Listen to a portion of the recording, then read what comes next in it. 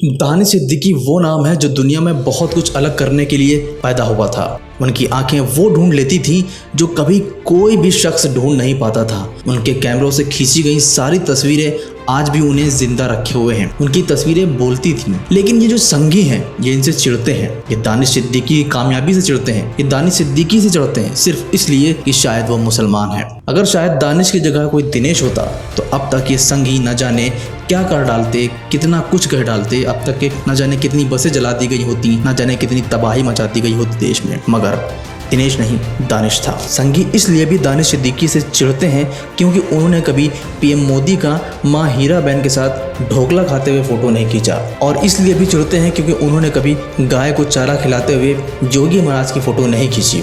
उनकी तस्वीरें हमेशा सच बयान करती थीं। चाहे वो लॉकडाउन के वक्त शहर छोड़ते हुए जाते मजदूर की तस्वीर हो जो अपने कंधे पर अपने बच्चे को, अपनी औलाद को बिठा कर जा रहा होता था, चाहे वो हॉस्पिटल की हो, चाहे वो किसान आंदोलन की हो, और चाहे वो राम भक्त गोपाल की फायर करते हुए फोटो खींचना हो।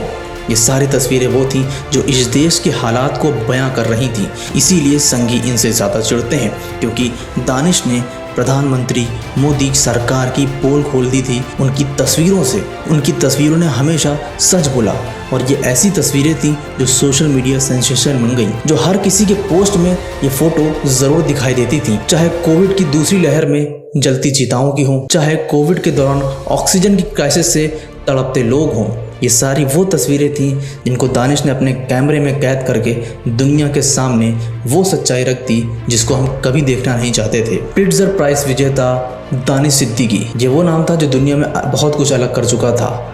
मगर हमारे प्रधानमंत्री से एक ट्वीट तक के नहीं हुआ कि वो दानिश के प्रति संवेदनाएं व्यक्त कर देते।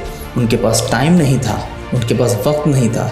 लेकिन जब रोहित सरदाना की मृत्यु हुई थी तो प्रधानमंत्री मोदी ने और पूरी बीजेपी लग गई थी रोहित सरदाना को श्रद्धांजलि देने के लिए। मगर दानिश सिद्दीकी के लिए 2-4 लोगों को अगर छोड़ दें तो शायद ही किसी बीजेपी नेता ने दानिश सिद्दीकी को श्रद्धांजलि दी हो, उसके लिए आवाज़ उठाई हो, उसके लिए बदला लेने की बातें कही हों। अगर यहाँ पर कोई और पत्रकार होता, कोई गोदी मीडिया का पत्रकार होता तो शायद अब तक के तालिबान को तहस नहस कर देने की बात कर दी गई होती। मगर दानिश सिद्दीकी वो था जो हमेशा सच बयां करता था, हमेशा सच दिखाता था। इसलिए सब गोदी मीडिया से लेके मोदी सरकार तक खामोश हैं दानिश सिद्दीकी की मौत पर। फिलहाल आपका क्या कहना है इन संगियों के बारे में जो ये दानिश सिद्दीकी को लेकर कह रहे हैं, हमें कमेंट सेक्शन में ज़रूर बताएं। और बाकी इसी तरह की ताज़ा अपडेट के लिए बने रहें एलबी न्यूज़ के साथ। चैनल को सब्सक्राइब करें और नोटिफिकेशन ऑन करना बिल्कुल ना भूलें।